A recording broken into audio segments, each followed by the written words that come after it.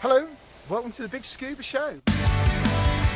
Okay, hi. So my name is Hayley Adlam and I'm this year's one of two representatives for the United Kingdom for Miss Scuba International. And I'm here speaking with Gemma and Ian on the Big Scuba podcast this evening about Miss Scuba International, Miss Scuba United Kingdom, and about some of my work offshore, as well as a hydrographic surveyor and offshore operations superintendent. So yeah, here we go.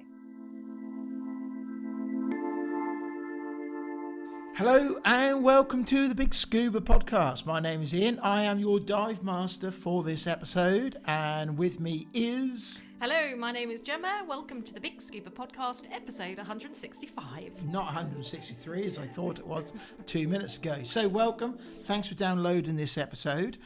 Today we are talking to a Miss Scuba, and we're going to be chatting to her about what it's like being in the competition, being a hydrographic surveyor, and also she's also a Offshore operations superintendent. yeah, so and all that in between. We're going to be talking about diving at the weekend, and also the new Ford Ranger that we've been wild track that we've been running about in for the last few days. Yes, yep. And just going back to Hayley, when we spoke to her, she was Miss Scuba United Kingdom, but we need to say well done, because since our conversation with her, she actually won. She won. So she is now Miss Scuba International 2023. Woo! So well done, Hayley. A great thing for the United Kingdom. Absolutely. And women offshore as well. Yeah, flying the flag for Britain there. So look at that, that's brilliant. Yes, yeah. So, but we'll obviously come and talk to Hayley a bit more in depth in the body of the podcast. But we've got a few bits and pieces to cover prior to that. So first off, so we've worked with Ford now for the last, 2 or 3 years? I'd say 2.5 years. Yeah, and we've had several cars and things to use and highlight their selling points of a certain car, or maybe their if there's an EV, maybe their sustainability side, because Ford, that's what Ford are getting into, been into now for a while, with Building Better, and or the Road to Better, I should say, and the vehicles we've had a Cougar, we've had started with the Raptor, yes, which was awesome. Then we had 2 Nuggets. Yeah, we had a short wheel based and then a long wheel based Nugget. Their camper van, the Westphalia Transit Custom Nuggets, which were great vehicles. 2 of them, 2 Cougars. Yes, yeah, and they were hybrids, weren't they? We had Mackie, which was awesome. That was pure electric. Yeah, that was really good.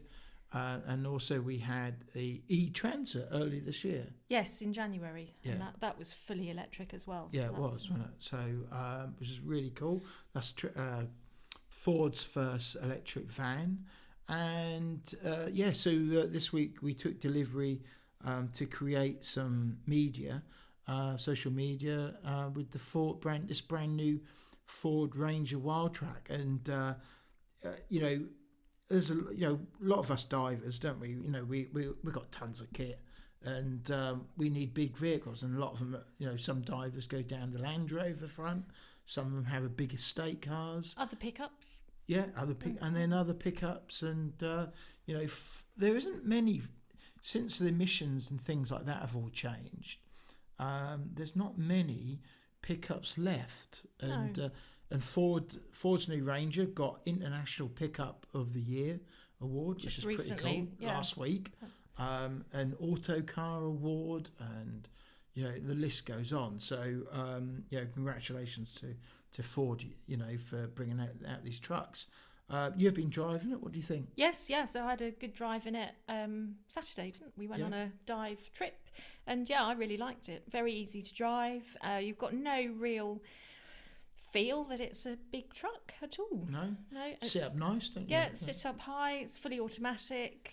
You've got all the safety features, cruise control, adaptive control, lane assist. So I really liked it. Yeah, that is, and really nice inside. Feels quality.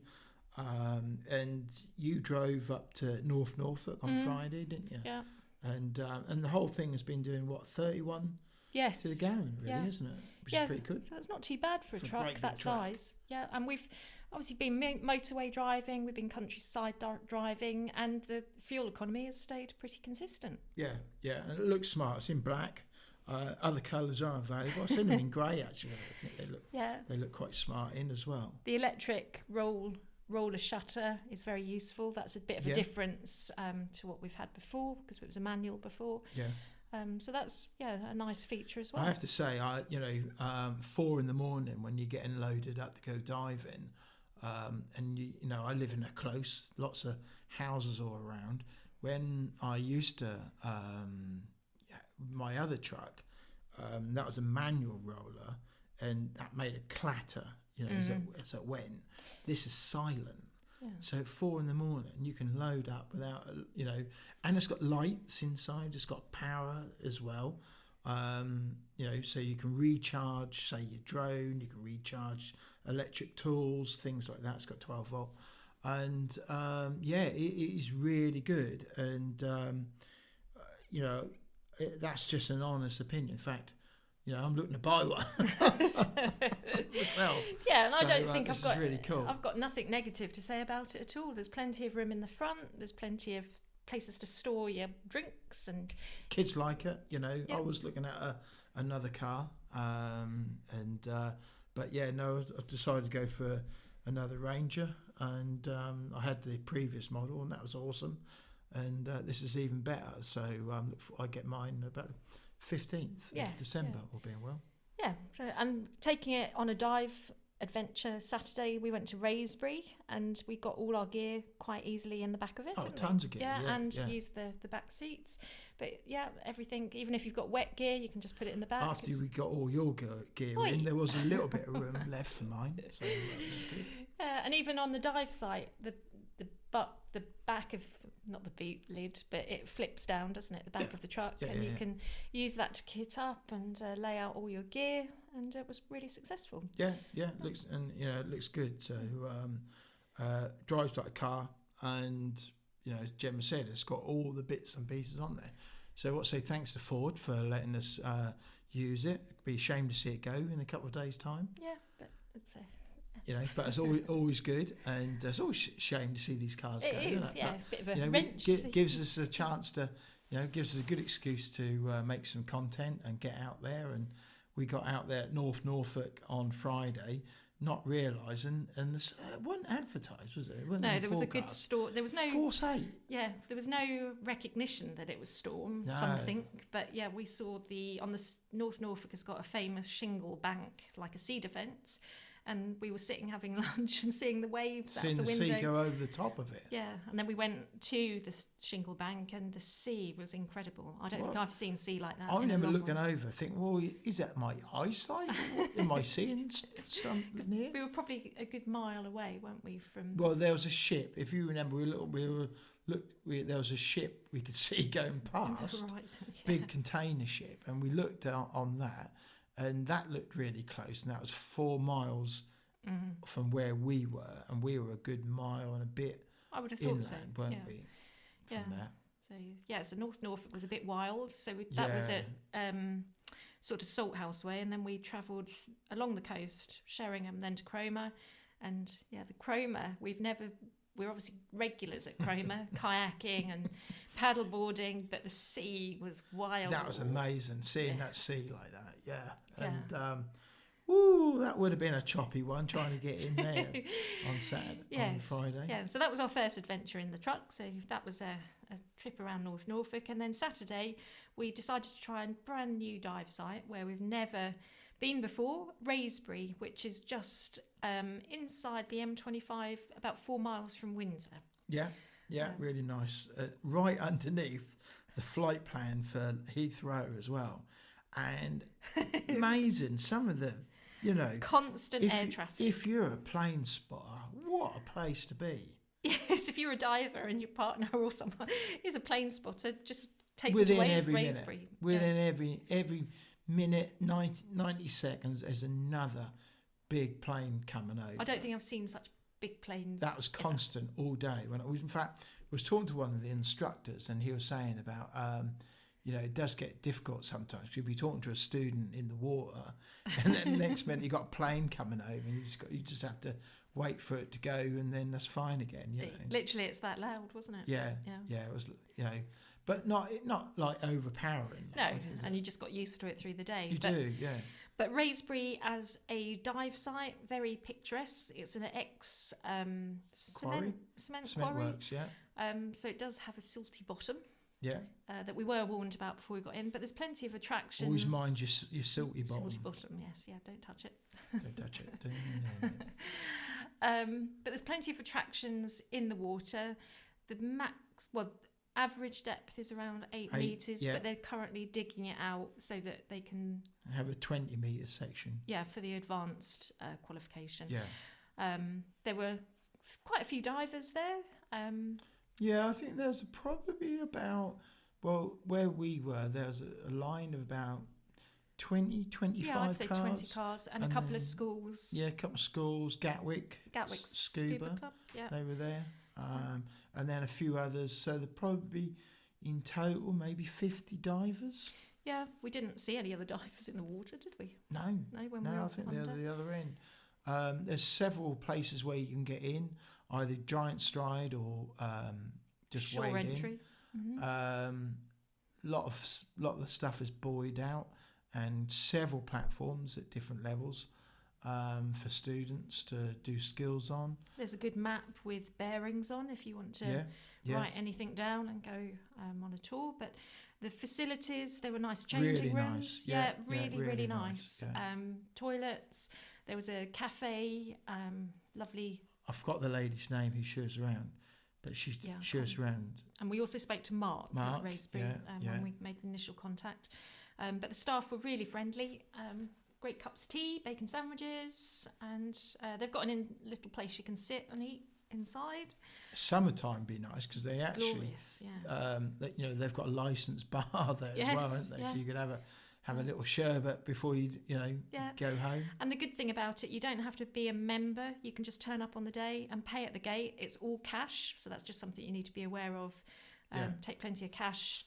God, I bet it's summertime. It's an absolute sun trap there. Oh, I just think it's lovely. Yeah, yeah. It is a pure diving site. There's no water sports, no swimming. It is pure diving. Yeah. We really enjoyed our visit. Definitely recommend it. If you haven't been, go there. Put it on your list of sites to go and try. Yes. And as Gemma said, it's literally just the west side of London. Really easy to get to. Don't be put off with it's only 8 metres, because we met some really interesting folk there that were technical divers, and they were just there to do skills. Yeah, so we'll give shout out to Glenn Gilbert, who we spoke to. And his mate Simon. And so it's really entertaining chatting to them about what they do, and real wreck divers, real passionate about what they do. And it was just really nice to have some friendly divers to talk to. Totally agree.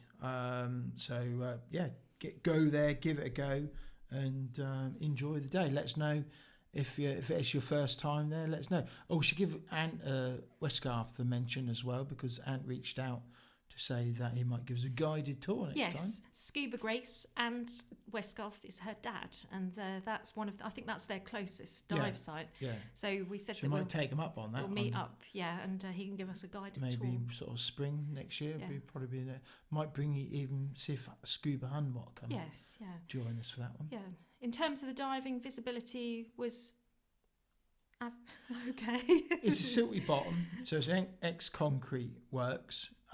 So if someone's been down there and it's quite easily stirred up, but it does also quite clear quite well as well. Yes, and quite quickly. Glenn said there are some super big crayfish in there that you can take. Yeah, I didn't see any. We didn't see any, but yes, we saw quite a lot of freshwater mussels. They were on the boats that we saw. Yeah. But I think it's quite entertaining. So, but don't expect it to be crystal clear, Viz. It is what it is. But to be fair, what UK inland sites are. And we got in quite late in the morning, didn't we? So there had been a lot of schools jumping in and out, so probably the visibility it would probably be a little bit different in the week when there's less people there. So, but if you've been, tell us what you think and let us know, because we're always interested. Yeah. Okay. So that's that. What else have we done? We had a little bit of a skills session yesterday, didn't we, in the pool? Yeah. Which it was really good. I think is quite obviously important to do. So we just went through a whole kind of skills circuit, didn't we? Yeah. Yeah, and we had Scuba Honey with us. Yeah. So we went through the Dive Master skill card, right from the, which takes you right through from getting kitted up, buddy checks, to doing out of air scenarios, right through to snorkeling. So Caesar, all that swim sort of without a mask, swim without a mask, quite good fun, to the one end of the pool and back, and then clear the mask, put your mask back on. So that's all good. Yeah, I think I'm not sure whether she's going to be so keen to jump into the cold water over the winter. But I think at least by getting in the pool at least once a month helps keep the skills and all that fresh. Setting up the BCD, setting up the kit, because otherwise it's so easy you forget. Especially it's bad enough for old seasoned divers, but like me, and you, But if you're brand new to it, those skills so easily get forgotten. Yes, and Honey was really good because she went through the body checks and she said, "Do we always have to do it?" And we say, "Yes, 100%.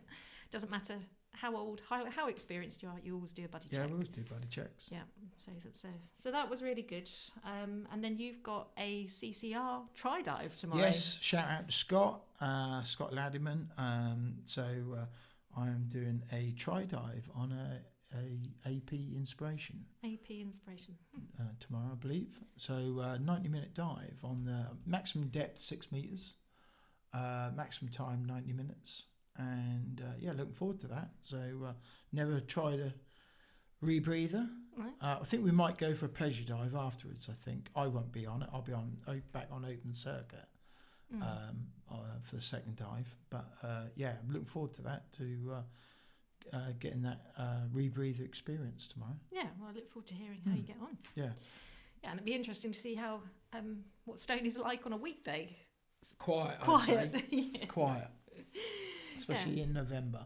Yeah, but the flag will be flying and you'll have the narked slap straps. Yeah, and they'll all be out. codes. Yeah, as they were on Saturday.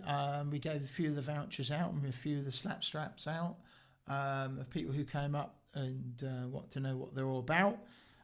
So thanks for those people. And we should also say thanks to Narked at 90, who is your and everybody's main place to go for anything on the technical diving front, for equipment, repairs, servicing, homemade rebreathers, you name it. Any advice you need or any questions you're a bit stumped with, then point them over to Narked at 90's team and I'm sure they'll have an answer. We've got some vouchers still, so if you listen to this and you're thinking about buying your tech diver in your life a present and you're thinking about what to buy them, well, make contact with us. We can give you a voucher, and maybe they want a cover for their shear water, maybe a reel something serviced, or they've had an issue with their dive computer and you can't think of who to take it to. Well, you need to speak to Narked at 90 and they'll get that sorted for you. Yes, right? Yeah. So thanks to Narked at 90 for sponsoring this podcast. Absolutely, thank you. I think that's kind of everything we've been up to so far. Yeah. Obviously, the weather's getting a little bit chillier now, so we're back in our dry suits. So that all worked well at the weekend, didn't it? That was the first time I was back in my dry suit since July, I think. Yeah. So it's a whole little bit getting used to. Thanks to Polly for letting us use the pool. Crystal Sea Scuba, well done to everyone who passed at the weekend up at Stoney. They had a bit of a wet and chilly one all weekend, but they all got through it. Yeah, that was the last teaching weekend. I know, end of the season.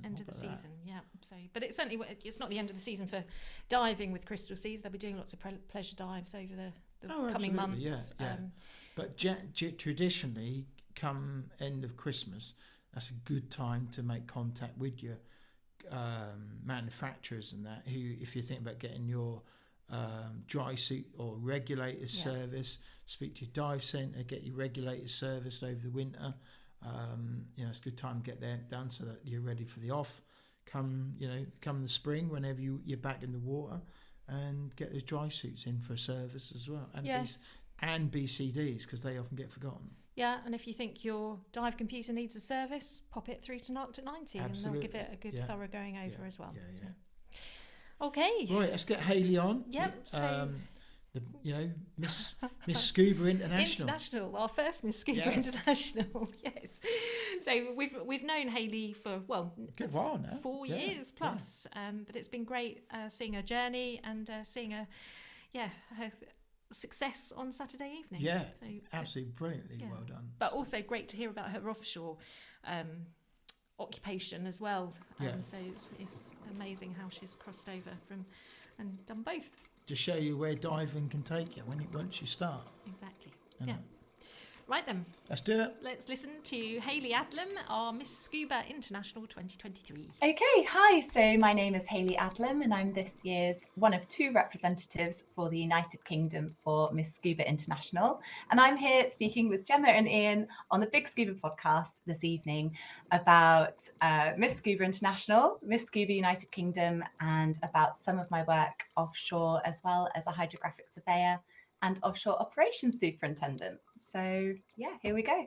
Welcome to the Big Scuba podcast, Hayley. It's great to have you here. Thank you. It's a pleasure to be speaking with you this evening. Yeah, and it's lovely to know you're a listener as well. I am an avid listener. I've been following the show for quite some time now. So it's a real pleasure to be able to speak to you in person and to be able to share a little bit of my scuba experience now as well with your listeners. So thank you very much for this opportunity. Oh, you're very welcome. So you made contact with us. We've known you since probably 2019. That's right. Yeah. So was that your first introduction to Miss Scuba? Was that your first application, or did you get involved at that point?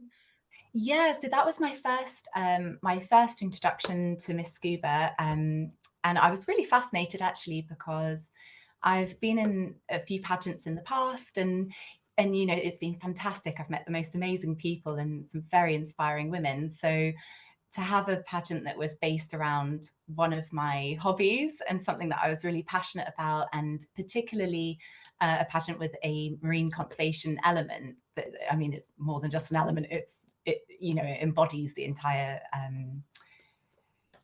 pageant really. So to have that opportunity to use that platform to showcase some of the things that I was passionate about was, I thought, I really want to enter and be a part of this. So I had my first opportunity in 2019, got through to the final 3 girls for the UK, which was fantastic.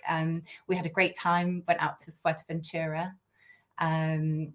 We spent a week there and we dived for debris, tried some mermaid stuff, which was pretty cool. I've never had a mermaid tail on before, so it was pretty fun. And we had an absolutely brilliant time. So it was fantastic and really nice to meet people as well who were new to scuba and had used this pageant as a way of learning to dive. So not only is it for divers, but also people that want to learn to dive. So that's something we're really trying to promote. So tell us a bit more about the competition, because I'm pretty sure a lot of people in the diving world may not have heard of that there is a beauty competition in diving.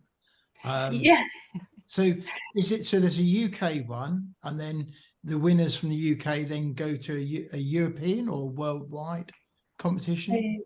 So actually, so usually we will just send one delegate as a representative of the United Kingdom to Miss Scuba International.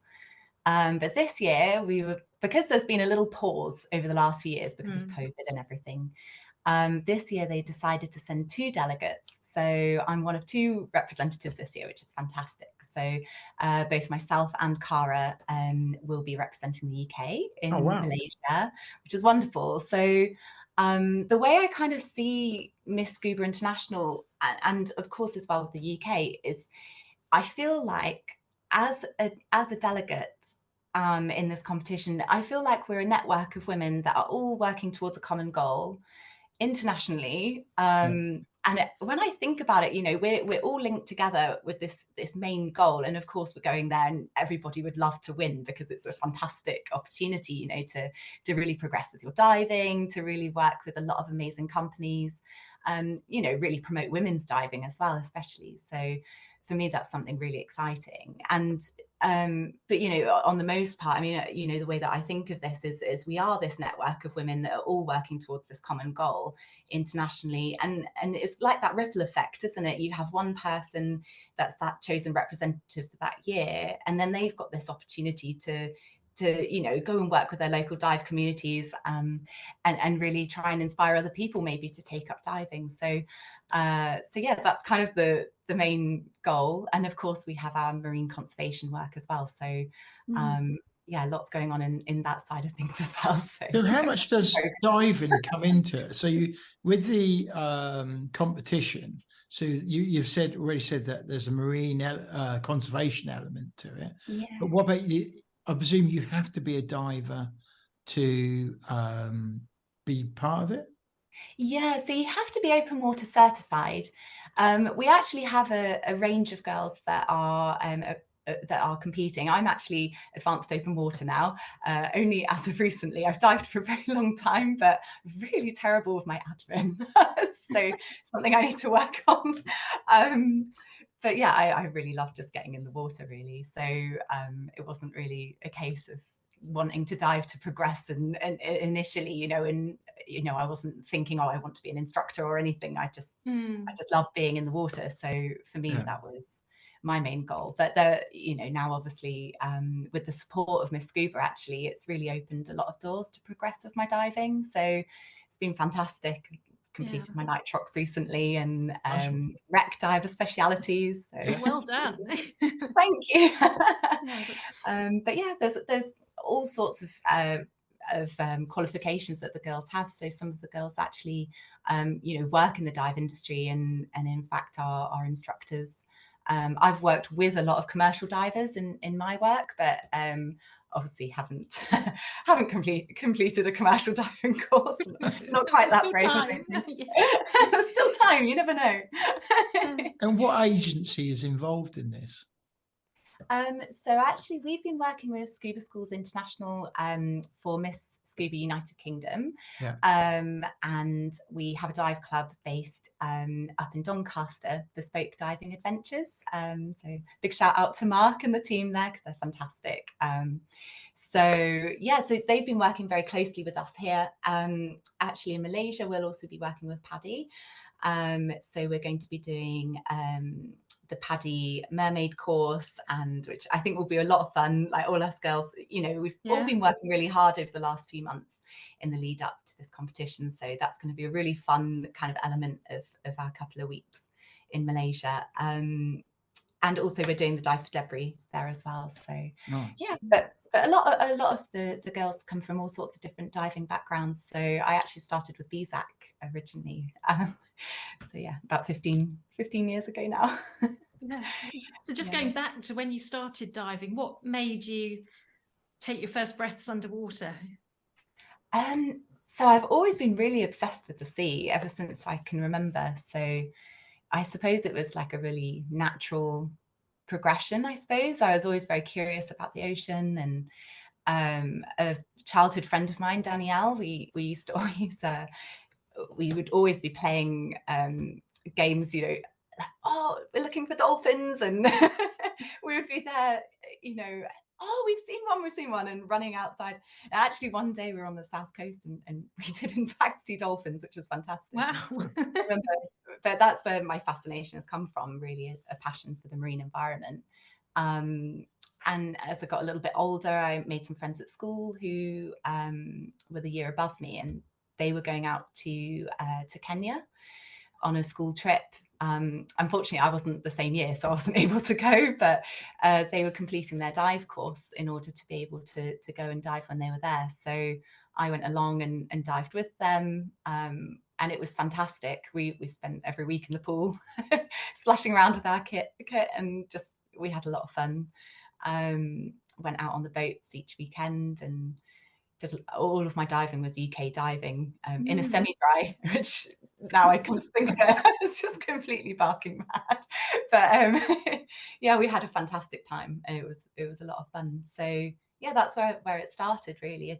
I was curious and always wanted to explore. So yeah, that's never changed, and it's one of the things I love with my work. Actually, we use ROVs a lot. And when you're sending down these remote operated vehicles and you can just see this tiny little portion of seabed that nobody else has ever seen, I think that's incredible. Like, I've seen this tiny little part of the world sure, it might just be a sandy seabed, pretty dark down there and not always great visibility, but I think, well, actually it's quite special really, especially as so few of our oceans have been explored. And yeah, so I feel very privileged to have that opportunity. Yeah. Well, it's probably a good segue to probably park the beauty competition for the moment, and just ask you, what what do you do for a living?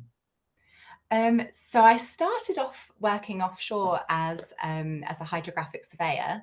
Yeah. So I was working on offshore wind farm construction sites, working a lot with divers in the field. We did a lot of debris clearance, power cable installations between the turbines, all sorts of things like that, which it was really fascinating, really interesting.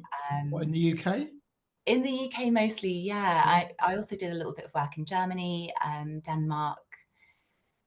One of my first trips was in Belgium as well. Wow. So that was where I started off my career, and then over the last few years it's really evolved and I've really found my kind of forte now. So a few years ago, just before COVID, I ended up moving to Paris, which was very spontaneous decision. And whilst I was there, after a few months, I kind of decided, I was looking for a bit of a change, and I thought, I don't really know where this is going to lead, but I'm a great believer that everything happens as it's supposed to. And whilst I was there, after a few months, I received a contact from a local agency who had a link with a company that was based in France, and they were looking for surveyors to go out on cable ships, on telecoms cable ships. So I said, well, where's the project? And they said, oh, it's in Singapore. And, oh, that sounds nice. And it was a little bit of a grey and miserable day. And I thought, oh, well, you know what? All right, I'll go on that project. And so, I packed my bags and I went, and it was a little bit of a leap of faith actually, because the data acquisition software we were using was very different to anything I'd used before, and the theory behind what we were doing was slightly different to any of the work that I'd done at sea in the past. So it was a very steep learning curve initially. Went out, spent 6 weeks on a vessel undertaking a cable repair.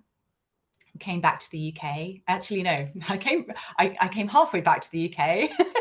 and the Miss Scuba girls, in fact, were at Roots Red Sea in Egypt, and so I changed my flight when I got to Istanbul and went to Hurghada and went diving for a few days. Fair enough.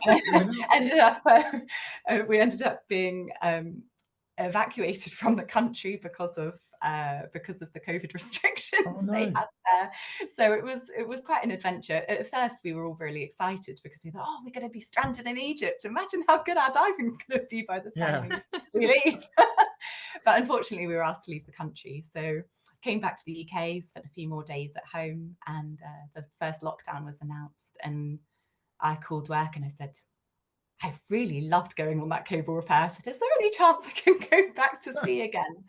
So yeah, and I flew to South Korea, spent 2 weeks in some quite intensive quarantine facilities, and joined a ship, and I conducted my first telecoms installation on that project. And in fact, I was listening to your podcast for some of that trip. So yeah, thanks for keeping me company. It was great. And then I've not looked back since. I just became really hooked on the telecoms industry. I absolutely love that we have this ability now to connect people all over the world, and the thought of linking people together, it really inspires me, and I think what, you know, this the fact that we're here on Zoom right now and we're having this communication is just incredible, and that all comes down to the advances in telecoms, in the telecoms industry, and the technology that we now have, and they're constantly making advances to the systems that we're installing. So it's just incredible, really inspiring industry to be a part of. So I spent 4 years working as a surveyor within that company, and then last year I progressed up to now offshore operations superintendent.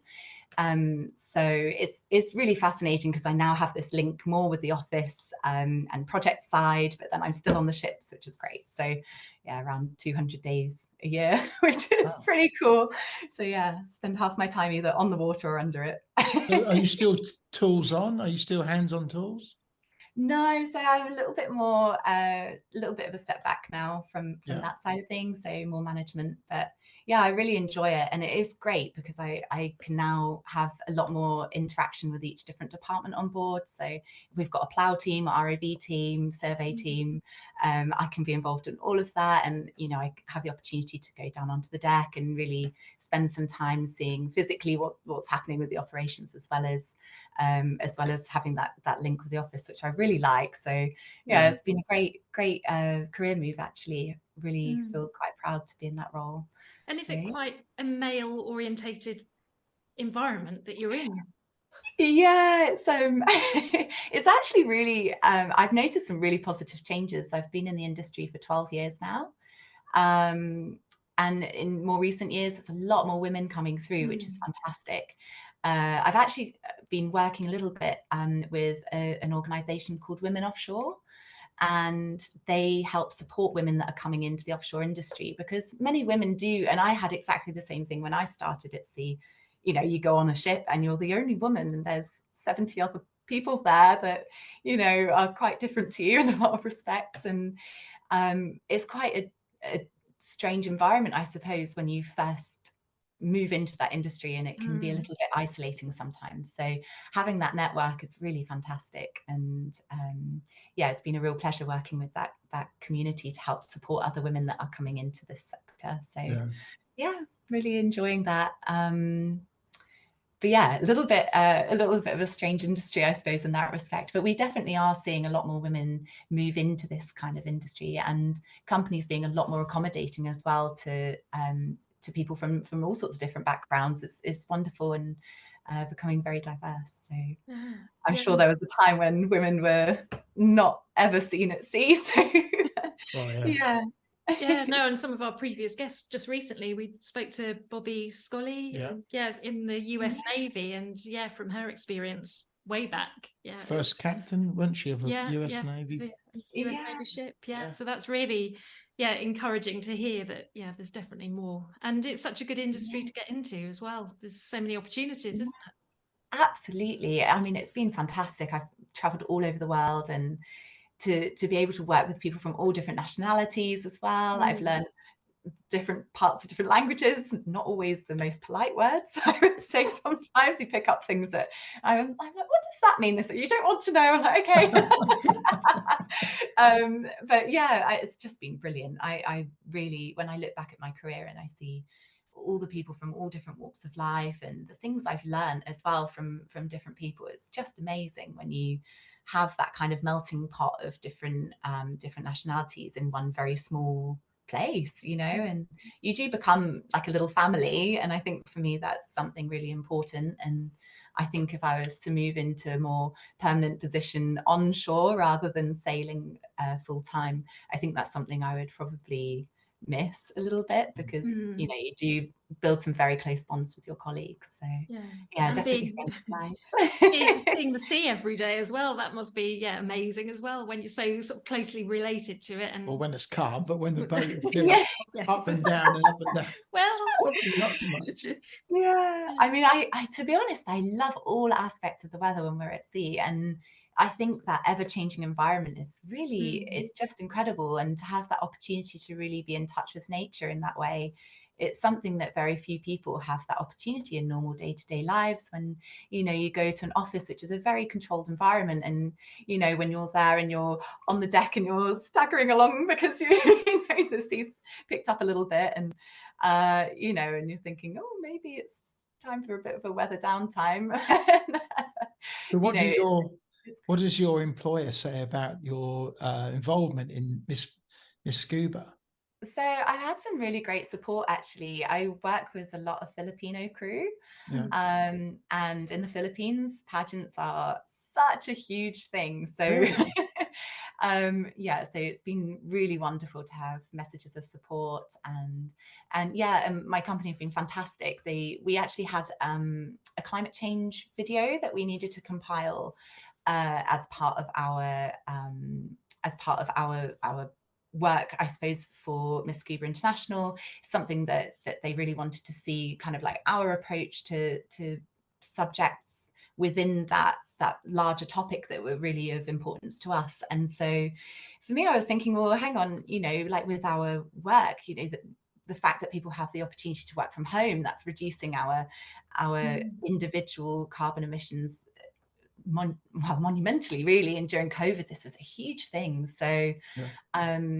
I reached out to our company and spoke with our marketing officer, and he was absolutely fantastic and sent me some really great footage of our ships operating, because without the work that we're doing, it really wouldn't be feasible for people to be able to work from home or have that remote connectivity that we've provided. So yeah, having that support is it really means a lot. So I'm hoping I can use this platform now to maybe inspire other women to move into this sector. And a lot of people haven't even considered the fact that the internet runs through subsea telecommunication cables. Most people don't realize that, you know, and actually 97% of the world's internet passes through these cables, whilst most people think it comes from the air. They're like, what? Yeah. You lay cables to give us internet? I thought that was something of the past. I'm like, no. So yeah, it's fantastic. So I'm hoping that this platform will really give me that opportunity, and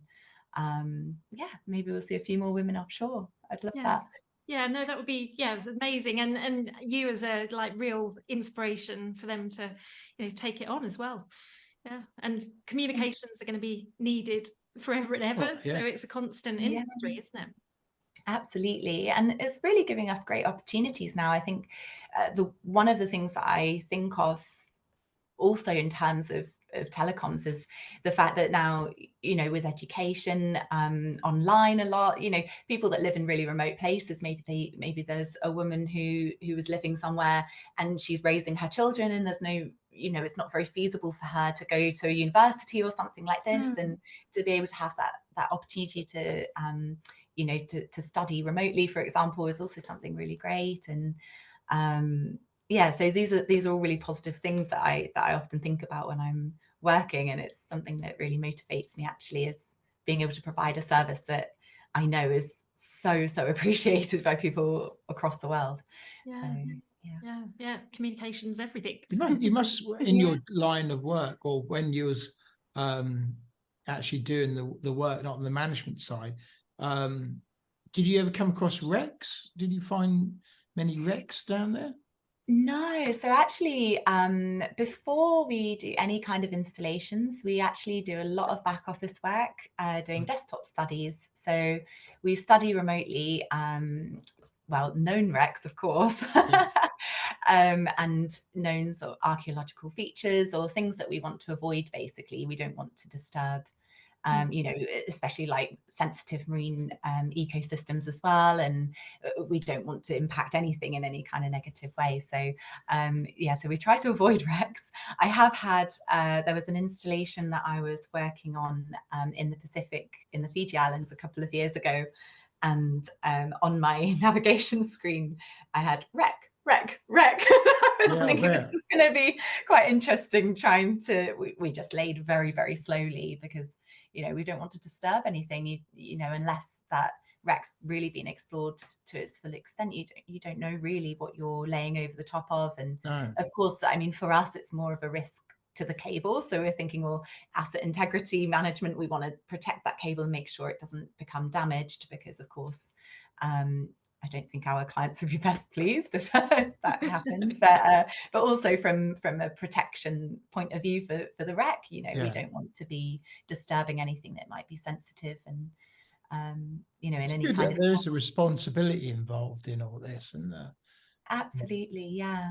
There's a lot of permitting, and when we're laying, you know, there's a really great website actually. I'll send you the link to it, Submarine Cable Map, and you can see all the cables of the world. Oh, right, yeah, I'd like to do that. Really cool. Yeah. But as we lay across somebody else's cable, we will communicate with them to inform them, to let them know that we're passing over that asset. So it's sort of like a gentleman's agreement or a lady's agreement in my case. So when I presume these cables must all come in different sizes. So, but yeah. How big are some of these? Are we talking little or big? They're really small. People are really surprised, actually. I have a sample. Hang on, let me get my sample. Oh, okay. That's amazing. Yeah, because you kind of think with these great big cables, huge things. So this is, so underneath the white cable is just lightweight cable. So for our audio listeners, yeah, that's about what? About like a hose pipe size. Thickness of a hose pipe? Yeah, exactly. With there's me showing you on the camera, but that's amazing. I expected something, you know, much bigger. Has that got a copper inner core? That's right. And then on the outer ring here, so this is lightweight protected, so this is slightly thicker, slightly more protection. And then we also have, which unfortunately I don't have here to show you, but we also have single armor light, and we have double armor cable as well. So just various levels of protection depending on where we're laying, the kind of risks that are there. So yeah, it's good, but they're very small in comparison to how people think that they're going to be. So unfortunately I don't have the fibers anymore, but are they fiber optics in that? That's right, yes. Yeah. So what sort of lengths are you laying at any particular time? Is it miles and miles of cable that's just unraveling from the ship? Pretty much, yeah. Thousands of kilometers, actually. It depends on the ship and the capacity that we have on board. So in fact, we are currently working on this incredible project. It's called To Africa. We have, if I remember rightly, 5 vessels operating on that project. And on completion, that system will connect 33 countries, wow. 3 continents, and 3 billion people once it's all connected. And that actually circumnavigates the entirety of Africa. Wow.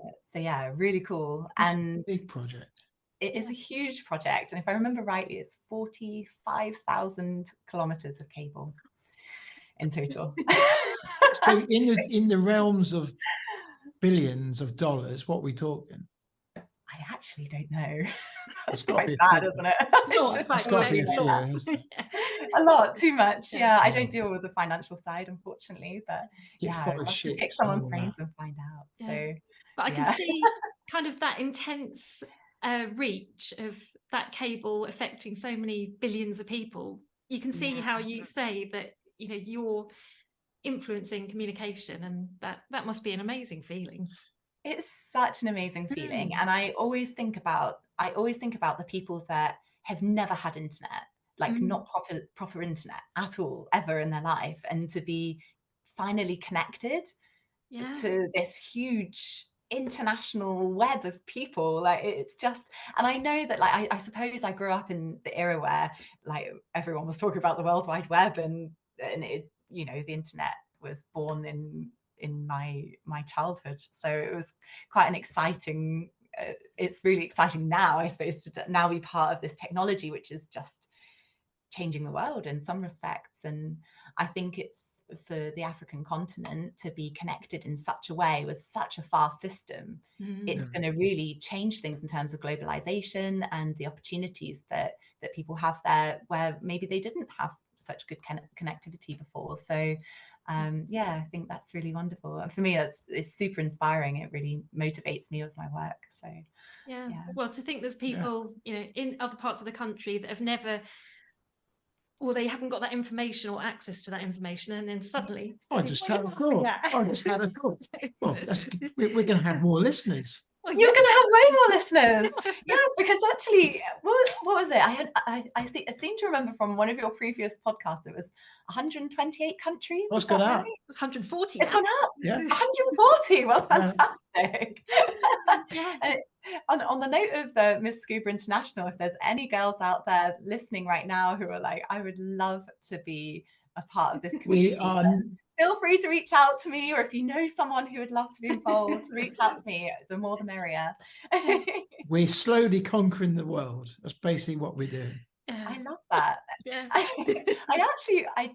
actually did a secondment earlier this year, and it was very interesting because whilst I was there, I was listening again to your lovely podcast, and I remember you saying about how you wondered whether we could download your podcast in Antarctica. Yes.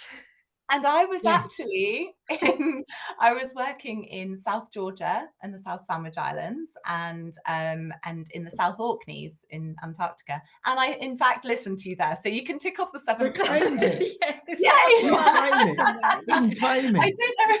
I don't know if anyone else has listened down south, but I can certainly ask. Well, if we've got one listener there, I did reach out to the British Antarctic Society, but I don't think we heard back from them about that. I think they must have thought I was joking. But there you go, you've got a challenge wherever remote part of the world you go to, see whether you can download this. Well, I will ask, in fact, the team that are based at King Edward Point, because I was on a ship coming in and out of there quite regularly, and got to know some of the people there during my time in the Southern Ocean, which is lovely. So slightly different. I wasn't on a cable ship that time. Took a little bit of time out to do something else I was passionate about, so more marine conservation based work, which was really cool. So we worked quite closely with the British Antarctic Survey team there for their Darwin Plus program, which was pretty cool. So looking at all sorts of weird and wonderful fish.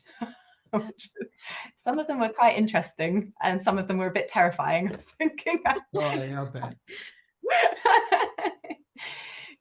But really interesting work. So that was pretty cool. But to answer your question, 7 continents. So the Big Scuba has reached it. Today's episode is sponsored by Narked at 90. So let's find out a bit more about them. Narked at 90, their tagline has been beyond technical, which describes them pretty well. John Routley and Brent Hudson launched the company over 20 years ago. They are both technical divers who have logged thousands of mixed gas dives between them over a 30-year period. Using their engineering know-how and diving expertise, have developed bespoke, personal, commercial and military diving equipment and products of a universally recognised, unparalleled calibre. Their ability to be adaptive and versatile with their developments led them to support the NHS during COVID. Using their superior knowledge of breathing and oxygen monitoring systems to help develop emergency ventilators. They also design and supply the sneaky stuff used by defence-based development groups throughout the Western world, although they can't tell us much about that. If you're thinking of moving across to tech diving or completely new to diving, Narked at 90 can advise and guide on the best equipment and setup for your personal or commercial requirements. Narked at 90 have unparalleled experience of shearwater dive computers and are the longest serving and sole and UK European service centre for those. They are happy to offer technical support, servicing, repairs and upgrades to all shearwater computers, past and present. Narked at 90 stock shearwater computers, but are also stockers and technical support centre for many other manufacturers, including Divesoft, JJCCR, Hollis, Revo and Kiss Rebreathers. Based centrally in the UK, Narked at 90 also offer full rebreather head servicing for selected manufacturers. Bespoke cable assemblies. Advice on specific fitting requirements. Suggestions and guidance for home builds. Computer laser cutting and engraving. Pressure testing to simulate 400-metre dives. So, Narked at 90, a reputation built on supporting both manufacturers and divers worldwide. go to narked90.com and make sure you are following their social media to keep up to date with their latest news and offers. Narked at 90, large enough to cope, small enough to care. Yeah, so with Miss Scuba International, how many countries actually get involved? So it's fluctuated a little bit this year. So unfortunately, some countries were still struggling a little bit to recover after COVID and get everything back up and running for their individual competitions. So actually, this year we have 2 delegates from the UK, 2 from the USA, 2 from Australia, 1 from New Zealand, 2 from the Netherlands, 1 from Belgium, 2 from Hong Kong. Wow. 1 from Philippines. I'm trying to remember the rest of the girls who are going. There's quite a few of us, which is wonderful. So yeah, I'm really excited to meet everybody. And I love meeting people from different countries. It's one of the reasons I love airports so much. Just this, hubbub of people from all over the world. It's really fascinating. So yeah, to meet different people. But not everyone's a supporter of like beauty pageants these days, are they? Because some people see it as being judging and things like that is not the way forward. Gets different press, I guess, doesn't it? Yeah.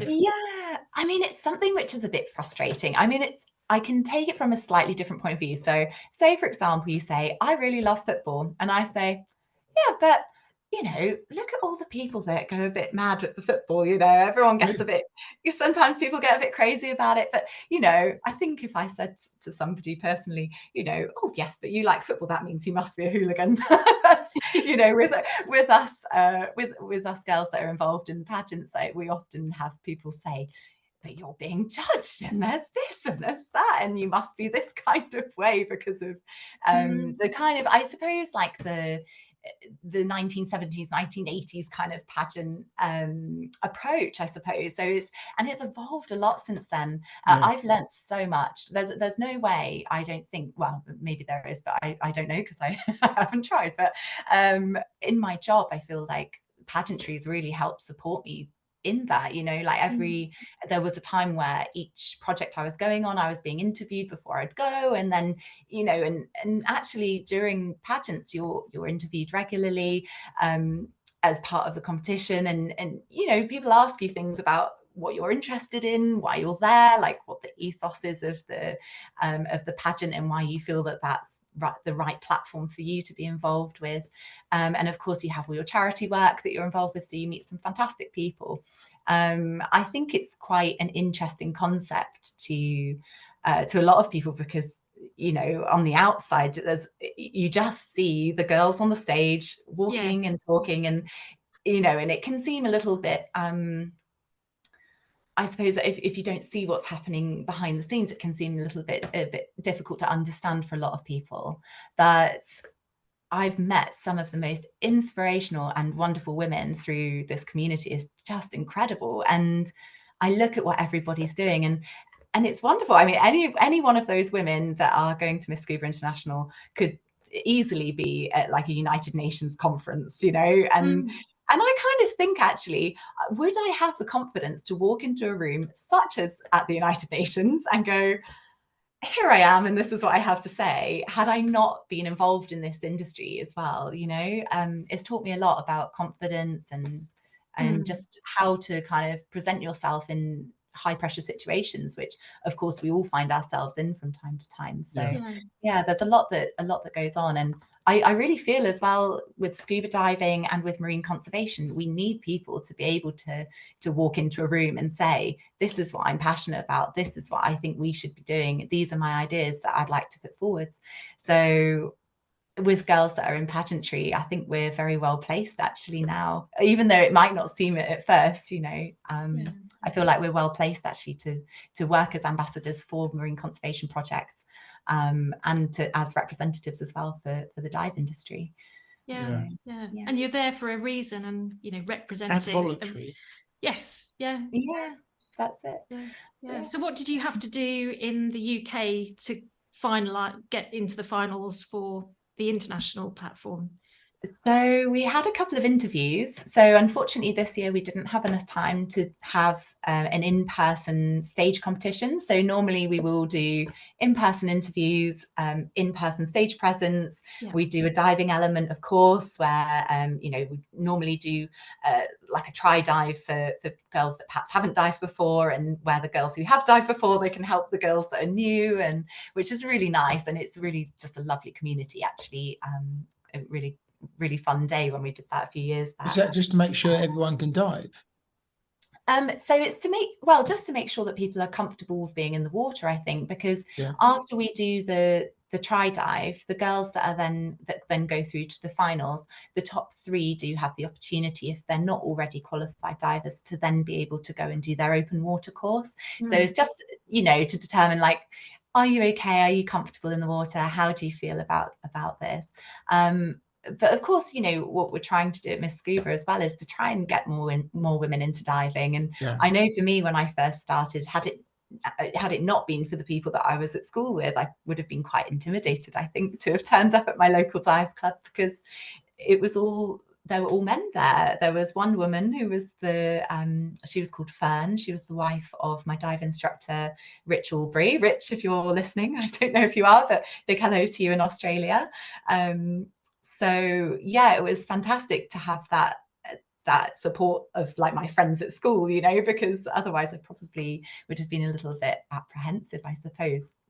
You know, so I suppose what we're trying to do is create a very open community and a safe space for women specifically to be able to be like, you know what, I want to come and I want to give it a go, and just to see how they feel. So that's something that's really important, I guess.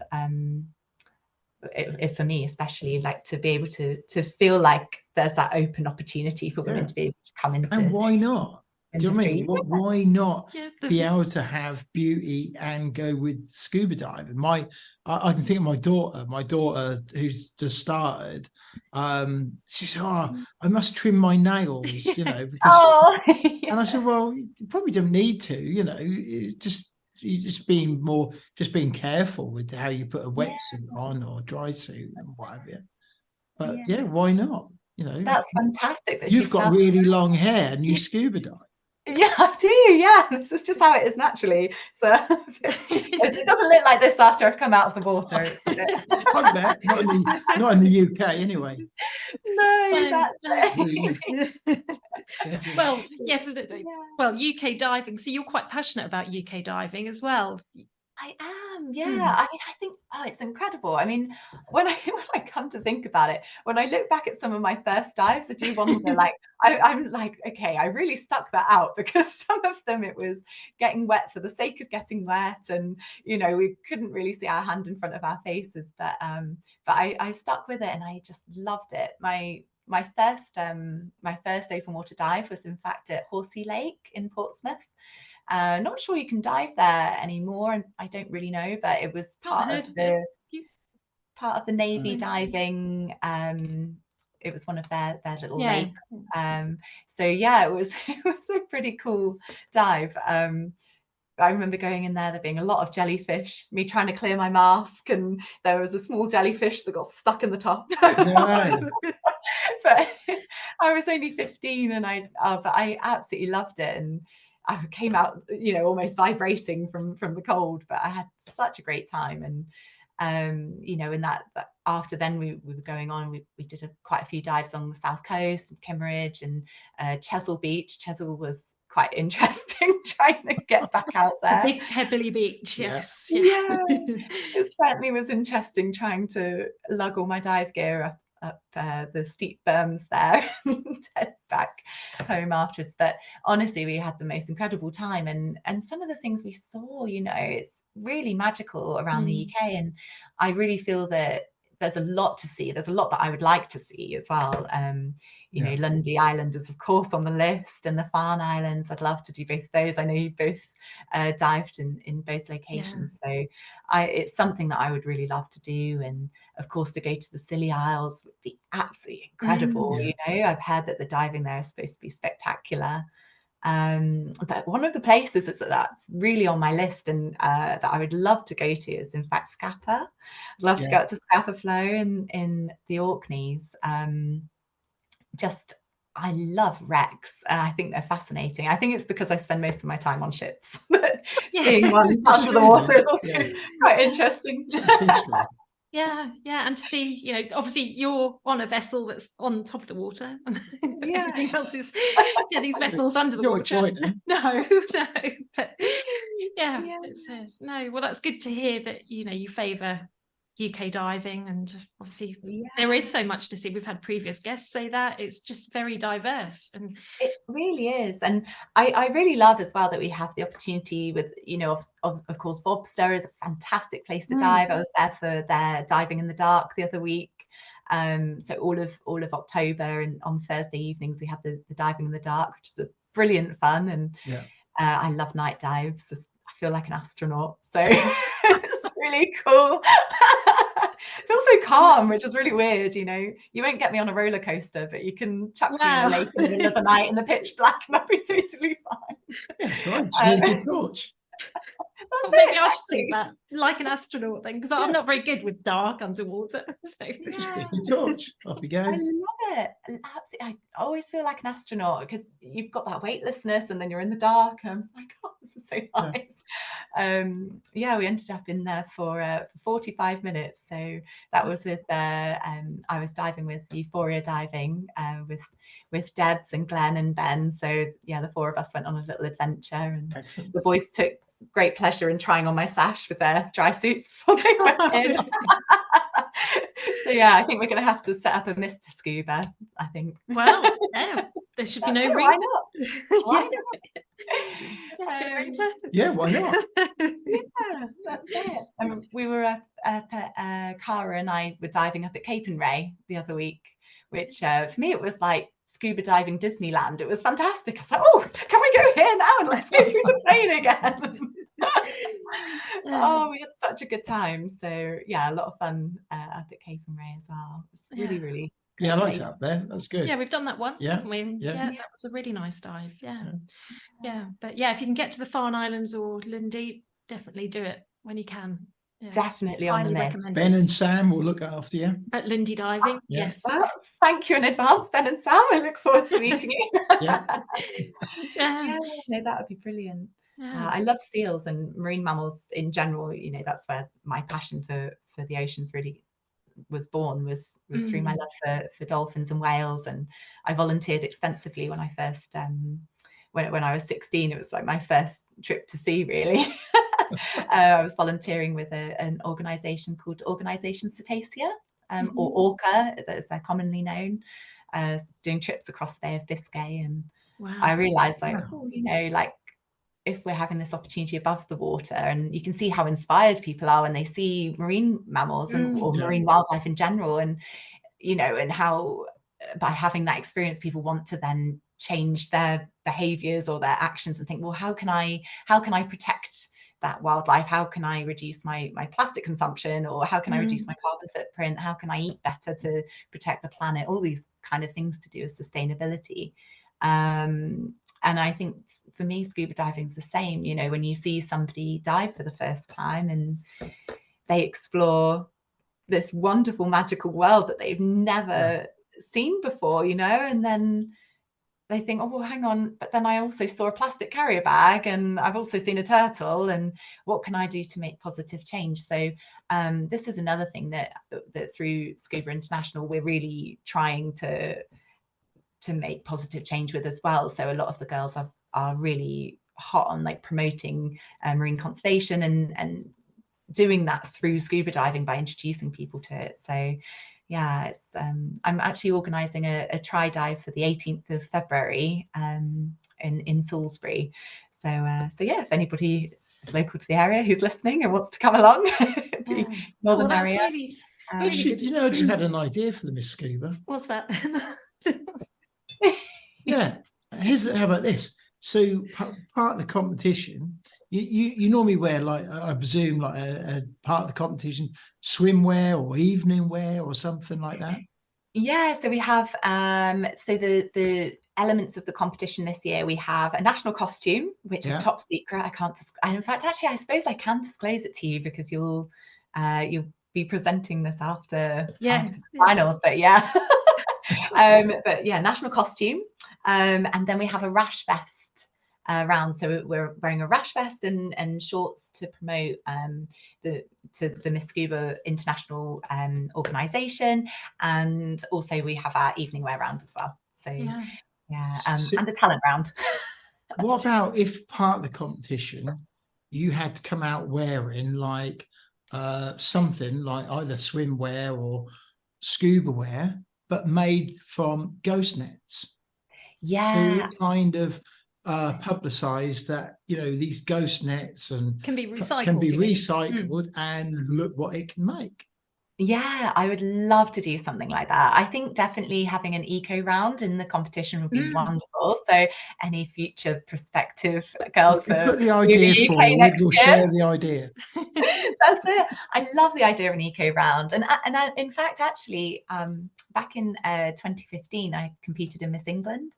And they had an eco round where people were making outfits out of all sorts of recycled materials. And in fact, mine was to highlight the issues of fishing activity and the detrimental impact that that ghost fishing nets have on our oceans. So it's very funny you say this, because my dress that I had created for the eco round actually had old old fishing nets basically attached as like a overlay over the top, instead of, you know, sometimes people will have lace or something like this. But so it's interesting you say about that. So you're heading off at the weekend to Malaysia, and you're there for what, a couple of weeks? So I leave on Wednesday and I'm there for 20 days. So quite a long time, but it's really exciting. Of course, it takes a little bit of time to get there. So the main program is just 2 weeks when we're there, but hopefully going to squeeze in a couple of dives the day we arrive. That's our plan anyway. Well, it must be great to know that you're meeting up with, you know, some girls that are all like-minded, and you're all going to share. I know you're competing, but you're all going to share that kind of experience together, which is really nice. It really is. I feel like we're all going to come together with all these different ideas that we've got about our own personal ideas about sustainability. For me personally, I think we need like a 3-tier approach. Definitely think we need like policymakers involved. We need law. I think, you know, in terms of like obviously the Paris Agreement and all of this is fantastic, but I think we need something that's concrete and law abiding. So for me, I definitely think, you know, we need the policy side, we need businesses to be really accountable, and we also need to have our own individual responsibility. And I know like a lot of the girls also have very strong ideas about how we can do that as well. So it's kind of in my mind, I kind of feel like, you know, it's like the meeting of all these different minds from all over the world, all these different ideas, and we're just going to like mesh them all together and have this this great sort of powerhouse of women communicating about all the things that we're most passionate about, and hopefully come away with some really good ideas of how we can perhaps implement different marine conservation strategies in our own home countries. So I'm really hoping, I mean, for me, I know already, like I've been chatting with some of the girls online and, you know, built really great rapport already. So it's fantastic to think that we're all going to be together soon, and I'm so excited for us all to talk about the things we're most passionate about, and of course to dive together. So very exciting.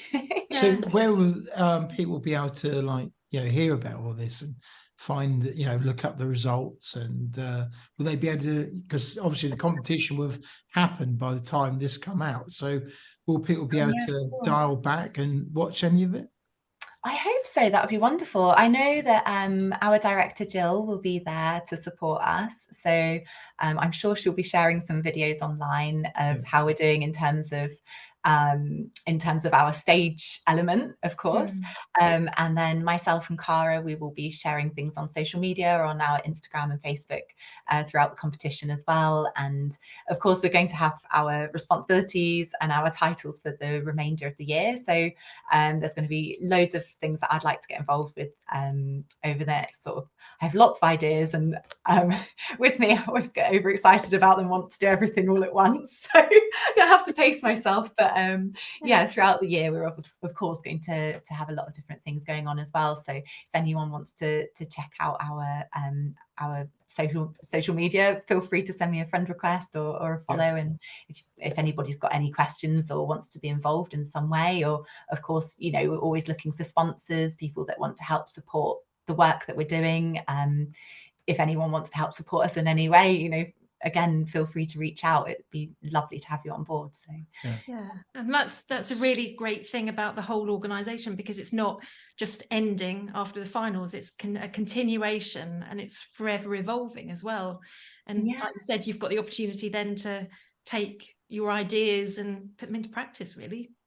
That's it, exactly. And I feel like a really great sense of responsibility actually with this position at the moment. So, you know, I feel like actually there's so much that I can do having this platform, and for me that's really exciting. So yeah, I'm very much looking forward to getting involved in lots of different projects over the next year, and doing lots of diving, of course, as well. So yeah, well, we'll put the links in the show notes of how people can follow you on social media so that they can keep in touch, and obviously look back on the results when they happen. Of course, yeah, absolutely. And yeah, as I say, if anybody wants to chat or just send me a message, most welcome. Always happy to have little messages in my inbox. So feel free to say hello. But yeah, it's very exciting. Lots to look forward to. Yeah, brilliant. Yeah. So we'll be watching and listening, but we've got, before we do that, we've got some questions. We need to ask you our set questions. So do you want to take it away? Yes. So our first question is, if you could take 3 people diving under the water, they don't have to be divers, they can be past or present, who would you take and why? So the first, this is quite a hard question. It did take me quite a long time originally to think about this. So I would really love to take Sir Ernest Shackleton diving. He would be my first person I'd like to take. Firstly, it's very well documented that he was a very charismatic and wonderful character, a strong leader, but also had a very strong HSE element to his work in the polar regions. And of course, having worked there recently, I've become a little bit besotted with his story, and I just think he's the most wonderful person. You know, he put his team above his goal of reaching the South Pole, and despite only being 97 nautical miles away, you know, they turned around and they made their way back. And I think that's really important with diving. You know, of course, if anything happens, you need to know that your buddy is someone that you can really trust. And I feel like Ernest Shackleton would be someone I could definitely trust. And also, he seems to like the polar regions, so he'd be a great person to do your ice diving speciality with. I think we'd have a lot of fun.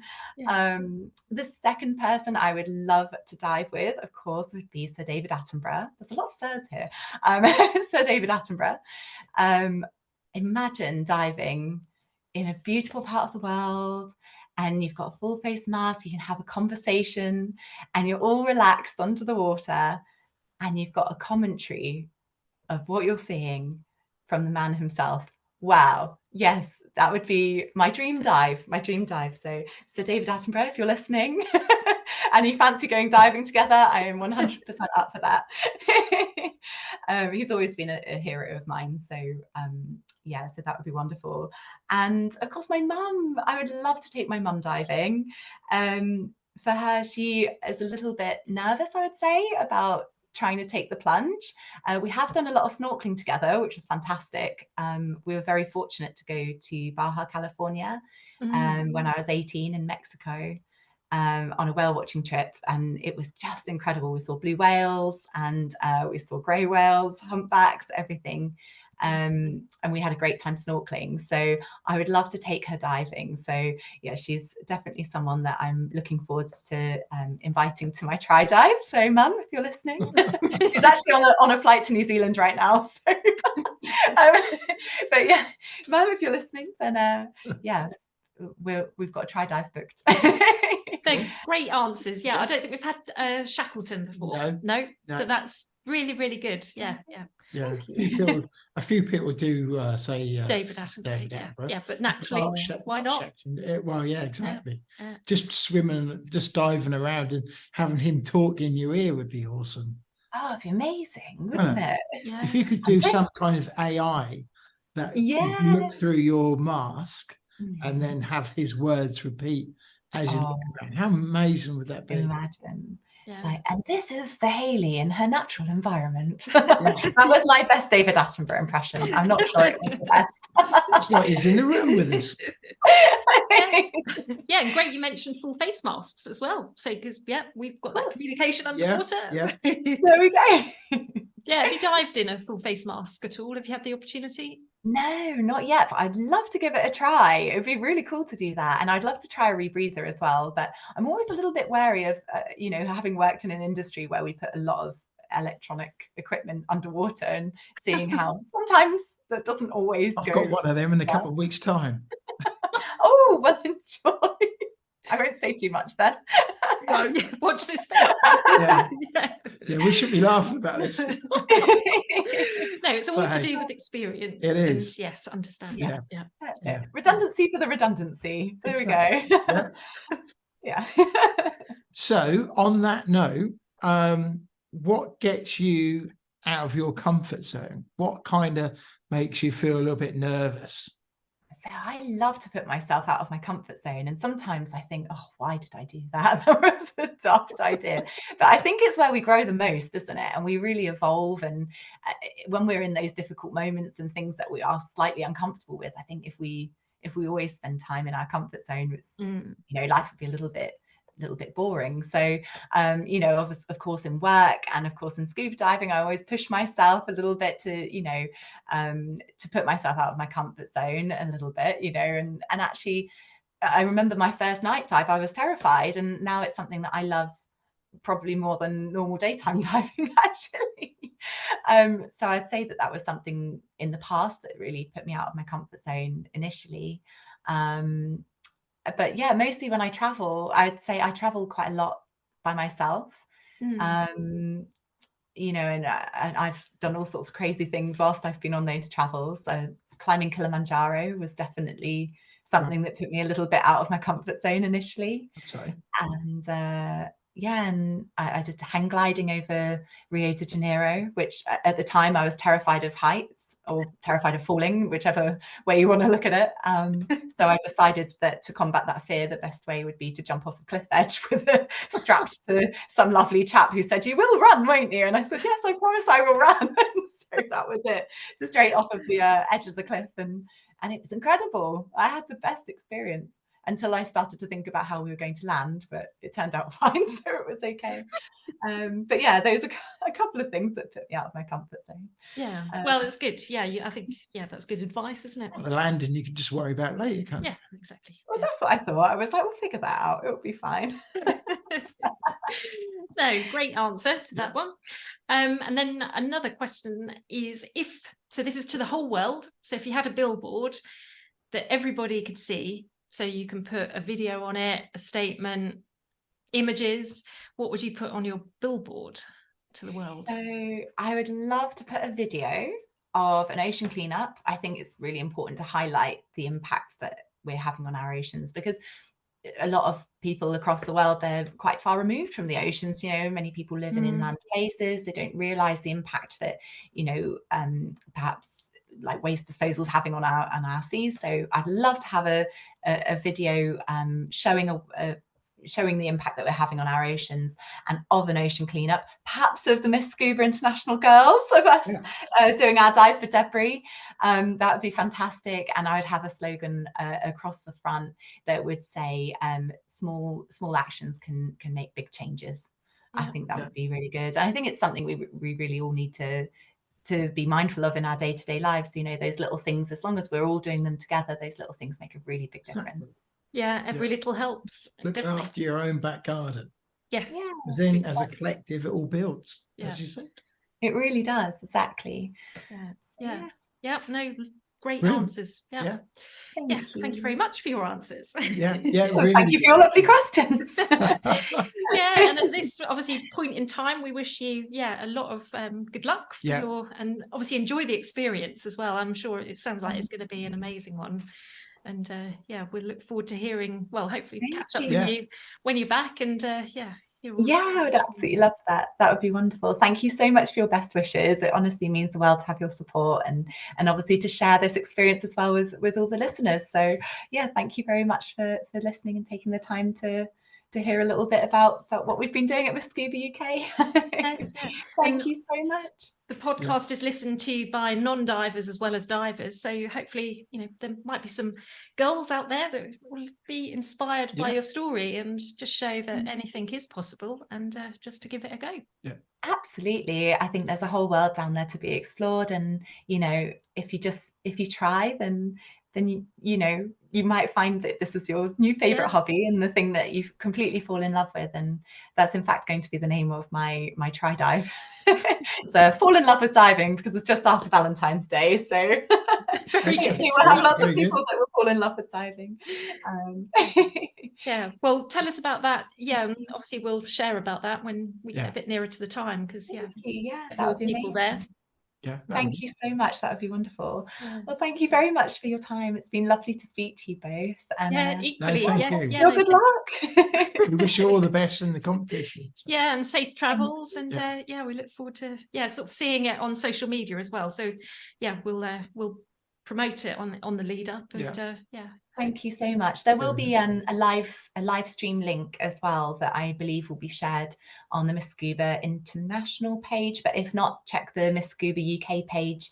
The link will definitely be shared on there. So if you were interested in following and you wanted to have a little watch, then definitely follow the link, and you can see how we get on. And send our hellos to Jill as well, because we have spoken to her in the past. So that's No, thank you. That would be amazing. It's really nice to be able to share a little bit of my work as well with people. Like, it's really cool. It's not often I have the opportunity to talk about it, so it's really nice.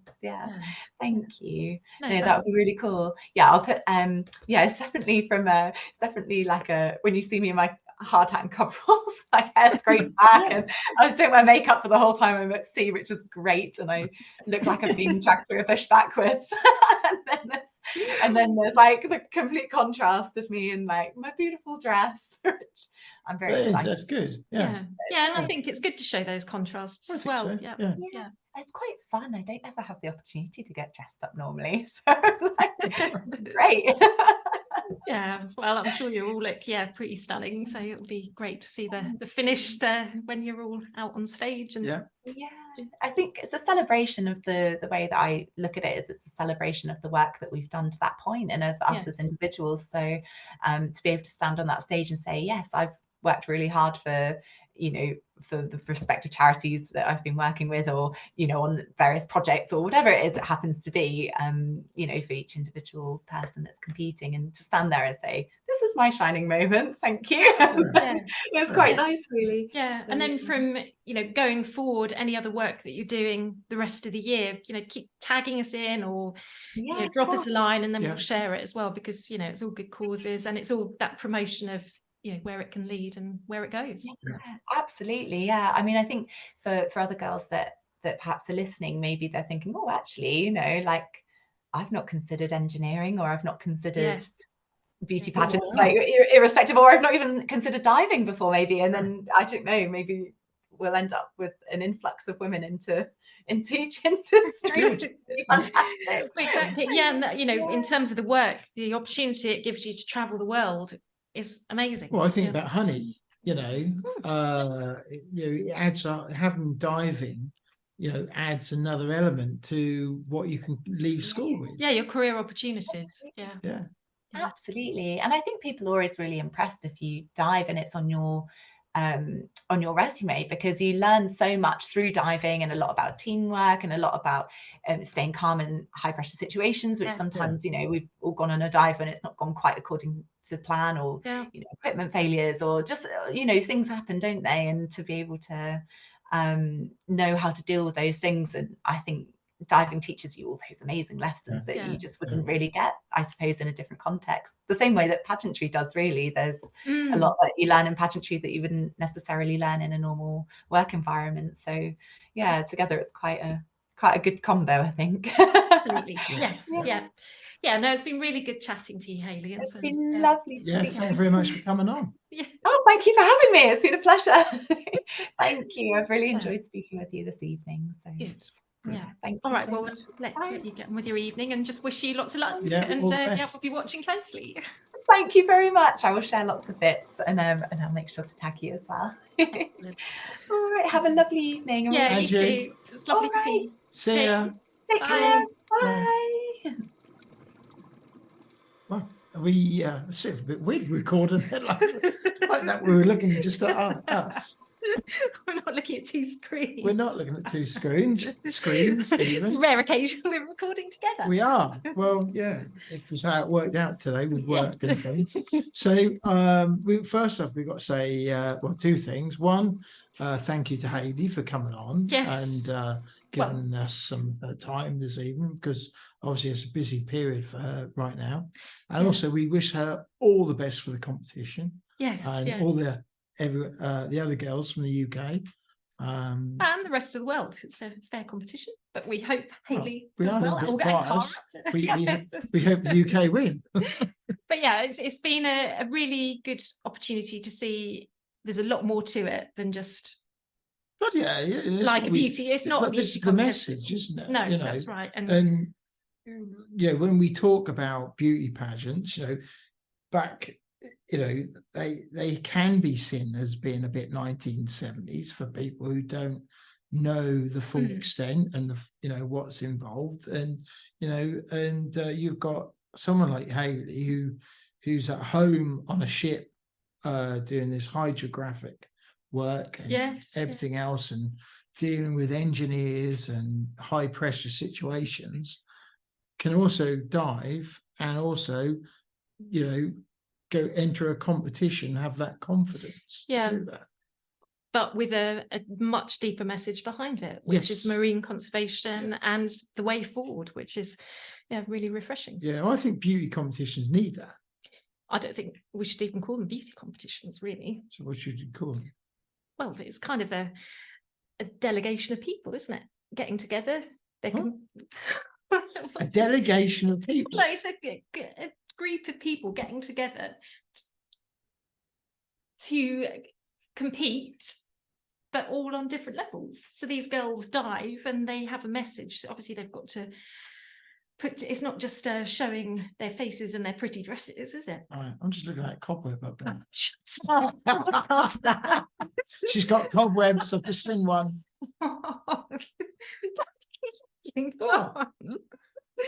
Anyway, so that's what I'm saying. Yes. Get your duster out then. Hey, I don't live it. Standards. So, anyway, we're talking about the beauty competition. Yes. So I wouldn't call it a beauty contest. But it is a beauty competition. Yes, but it's not just visual. It's about what they've got to say. They have to present and talk. They do like almost an interview as well about they do. What inspires them. So it's much more than just... It does take people further than just on appearance. Yes. Yeah. Yeah, which I think it should do. Yeah, and that is, a lot of people probably think when you say pageant or beauty contest, it's very much about what you see is... And when we talk about, the not so nice element of the beauty competitions of the past, they were very much on just the beauty, and there was lots of other stuff going on behind the scenes that weren't so good. But where with this, it's a lot more positive. It's there is the marine conservation side as well. It's called Miss Scuba. So everybody has, if they're not a diver, they have the opportunity to learn how to dive. And then anybody that is entered into this final, they have the rest of the year to continue working, doing diving and promoting their message. So it's a win. It's a win-win. It's a win-win, So I think it's a great thing. So if there's any girls out there around the world, check out your country if they've got a Miss Scuba. Miss Scuba International, I guess. Yes, yeah. So there's obviously it's not every country in the world that enters, but they're looking for more and more. Yeah, obviously with some countries they're more closed to not allow that sort of thing. But it is what it's good. It's hell, what do we know? But it's good, isn't it? Mr. Scuba. Yes. Well, could be. Well, yeah, but then I'll enter next year. Yes, yeah. So as you're listening to this, obviously, it will have already happened. So we'll know. They need an entry from Bungie. So if you're talking about Bungie, you're obviously thinking about the center of the universe. So it's just me then. Yeah. All on your told. Yeah. I'm the winner. So anyway, that aside, moving on. We wish them obviously all the luck, and it's a great organisation that gives another outlet into diving, marine conservation, and just getting that message out, and hopefully inspiring other girls around the world to. Well, this is exactly it. If at minimum it draws attention to the plight of marine conservation and the use and the unfortunate result of plastic waste in our oceans, and it encourages people to get into diving, then it's a good thing, isn't it? So, and that's that, I think. Yeah, and career opportunities. Listening to Hayley talk about her work, Miss Scuba aside, she's doing an amazing thing in the offshore world. Absolutely, yeah. Either in the commercial land or for people who are thinking if they're like Honey's age, and they're at school and they're thinking about their options and whatever. You've got other careers in the military as well. Yes, yeah. Where all those skills are needed in different ways, and so many options. I think if you do get into diving, no barriers. There's lots of opportunities, and just look into it. And so Hayley's a good example of that. Yeah, absolutely. So I'll say thank you very much for Hayley coming on. Yes, and giving us her time. Really good. Yeah, and we wish her every success, and we'll look forward to following her on her path. That'd be really cool. Yes, following the finals. We should say at this point, as we kind of rounding up, to say thank you to Night at 90, our usual sponsor, and thank you very much for their support in making these podcasts happen. Exactly, yes. So if you check out Narked at 90, www.narkedat90.com, you can learn a bit more about what Narked at 90 does. Who also do a lot of work in the commercial land as well. They do, for commercial divers and military divers. Yeah, so if you're a technical diver, they specialise in dive computers, rebreathers, servicing. So any questions, they're a good source of people with wealth of knowledge to contact if you've got any questions. And don't forget, there is over 160 episodes of The Big Scuba, been going nearly 4 years. So there is something there for everybody. There's all sorts of different people we spoke to. So go back, have a look. If you've got any questions, any feedback, please do. We're always glad to hear it. If you've got any recipes for scallops, we always welcome them too. And I think that's kind of it. I think we kind of covered everything. Yeah, don't forget to leave a 5-star review. Yes, and if you've got any questions for either of us or any recommendations for guests for the future, then do drop us a DM, an email. We really enjoy hearing from you. And if you see the flag aloft, as we always hold it aloft, it'll be held aloft this weekend actually. Yes, dive master duty this weekend at Stony Cove for Crystal Season Scuba in Norwich. So don't be scared, don't be shy, come and say hello. Let us know where you listen to, if you've got any feedback, if you've got a guest, or if you want to be a guest, raise your hand, let us know, and maybe we will get you on. That'd be really cool. Yeah, but I think we are kind of booked up now for this year, aren't we? Yes, but we're taking bookings for next year. So a whole new year, and we're currently listened to in 140 countries. So the world's not such a Slowly taken over. Yeah, so thank you for downloading and listening to the Big Scuba podcast. And for right now, that was the Big Scuba podcast. Now that does wrap up today's episode of the Big Scuba podcast. But if you want to hear more from the podcast, make sure you hit that subscribe or follow button depending on what platform you are listening on. That way you will never miss an episode from us. But if you are listening on Apple Podcasts and did enjoy what you heard today, we would really appreciate it if you head to the show page to leave a 5-star rating and review. It really does help us. If you do, please take a screenshot of that review and send it to us on Instagram, and we'll give you a shout out to say a big thank you. If you have any questions for us or anything that has been mentioned in today's episode, be sure to reach out to us on any of our social media platforms or send us an email. The links are in the show notes. We will get back to you no matter what. If you have made it to this point in the episode, we both want to say a big thank you for tuning in, and we'll see you on the next episode.